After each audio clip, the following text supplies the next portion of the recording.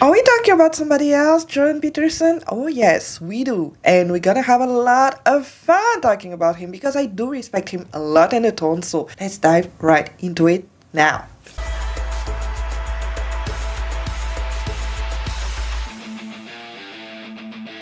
Somebody that I respect a lot in the tone. I said that I was gonna do a couple of videos from him on his different interviews, and it does speak a lot about the psychology, the minds, and we can disagree or agree. I do agree with a lot of points that he is saying, and I think it's coming from that genuine place where people don't try to understand the depth of what he's talking about. Somebody that is very smart, reads a lot, and really went through his own challenges. Being sick, his whole family is sick, and he really talks about it a lot, but he's pretty much known for just his epic interviews, I want to say. Oh, that's how I discovered him, with one that was surviving or just survived from North Korea. From that standpoint, I started to follow him a lot and really hear a lot about what he's saying about a lot of topics, right? Today we're talking about controversial people. I talked a bit about Ben Shapiro and his perspective about being an entrepreneur. Today we're gonna talk about Jordan Peterson, but the psychology of the mind, who you are as a person and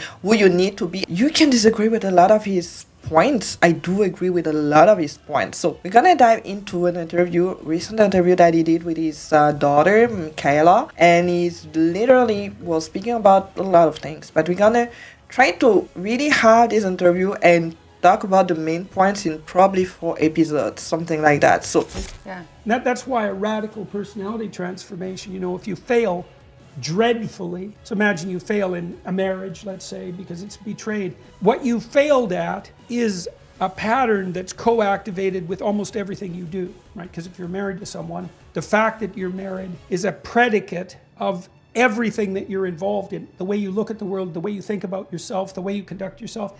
And then when that collapses, all of that is punished.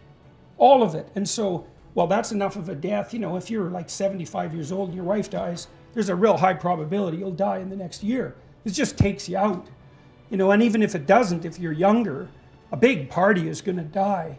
And that's very, very painful. That grief and that reconstitution, that's all a partial death. And it can kill you, right? It can be so stressful that you just die. But if you don't, a lot of you has to die. And then hypothetically, reemerge. It takes a long time for the death, like a year, and a long time for the reemergence. Sometimes you don't reemerge either. You just end up, 3/4 dead. something interesting here about dying through hardships, through failures. I kind of shared a bit about my own story here when I got to Canada and everything was good, and at some point everything got at such a level that I really had to find strength within myself to understand what was going on with me. Probably gonna talk about it a little bit more at some point again, but if you have my podcast, the first couple of episodes I kind of sharing more about it. And we do have that tendency when we get into relationships or when we are part of just being in a community, a group where you are part of a relationship, you get to really see the world through the relationship. And it's not a sign of weakness. It's the thing where when you get together with somebody, you're starting being one. You're starting having that same perception and vision of life, usually, right? So when you get to lose somebody like that or people like that you care about like that, a part of you will die eventually, right? Why I'm talking about it, I think it's important to understand that when you get through hardships, failures, and me talking about confidence, it's literally going through a journey. And that journey has the ups and the downs. And it's really up to you to understand where you're gonna be more impacted, affected, and how you're gonna be able to reconcile yourself. And like you said, a lot of you is gonna die through that process. The more you get closer to somebody, the more that part of you is gonna die, and at some point it's gonna re-emerge. We probably gonna dive a little bit deeper into it more and more, but the main line is you dying along with people that are just going through your life, and if they die as well, and then getting to a point where you're gonna start understanding yourself better and better, but expecting things like that to happen when you get to be part of a group community and in a relationship whatsoever. So that's why it's really important to choose the people around you wisely, choose the person you're gonna be with wisely. But also when that piece dies, it's not like it's replaced immediately by a new functional piece. You lose the... Just chaos. That's right. That's the desert. We just released this Exodus seminar, right? And one of the things that happens to the Israelites, once they leave the tyranny of Egypt, they end up lost in the desert. Of course, that's part of the mystery of the story. It's like, it's not a very big desert where they're lost. It wouldn't take 40 years to walk across it. It's 3 generations. But what happens is that in the aftermath of the collapse of a tyrannical belief system, well, the tyranny disappears, but then you're lost. And it's not obvious at all that being lost is preferable to being in the tyranny. And that's why people will develop nostalgia for the tyranny. It's also why people won't let go of their beliefs. It's like, imagine you stubbornly stick to a counterproductive pattern of behavior, and you even know it's counterproductive, but you won't let it go. You think, well, why would you be so damn daft not to let go of something that you know is hurting you? And the answer is, well, better the devil you know than the desert you don't.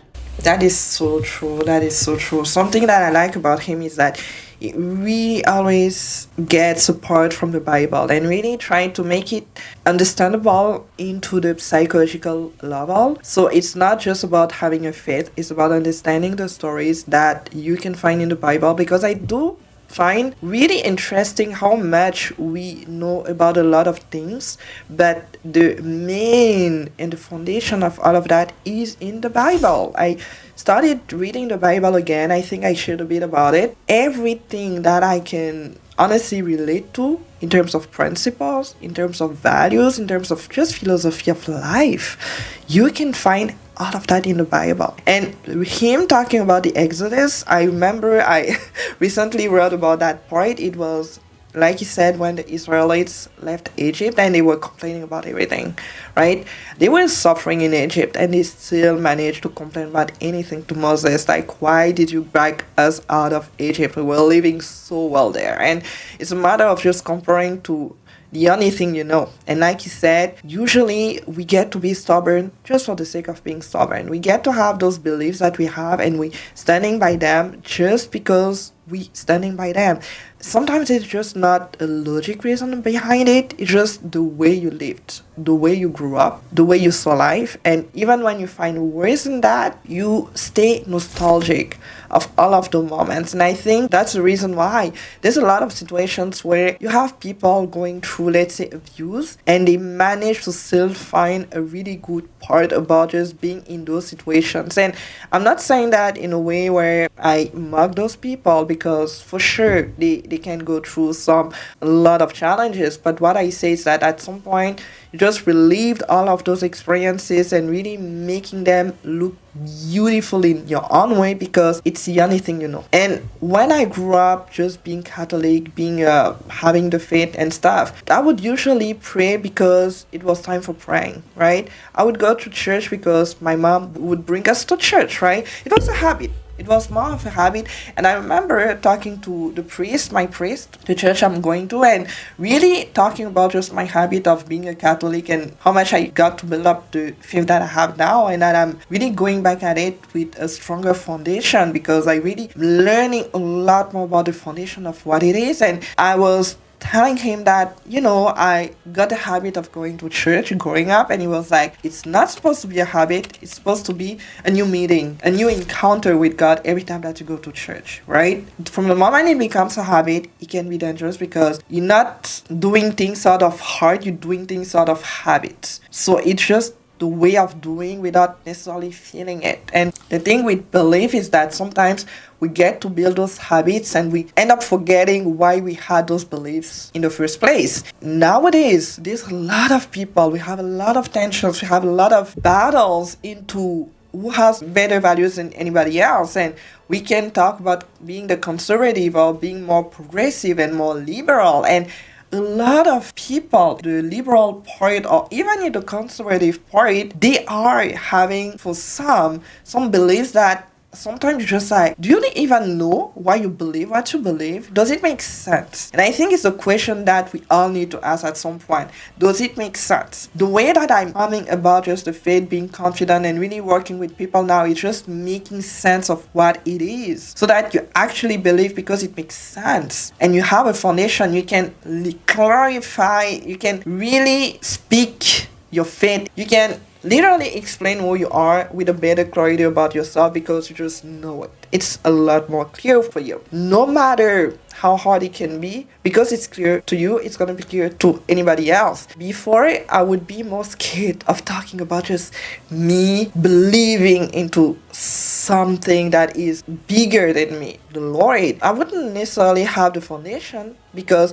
I knew it was good to do that. I knew it was good to go to church and stuff. I knew it was good to do a lot of those things. But by learning more about it now and by really going through the foundation of what it is for me to be Christian and Catholic, I understand more.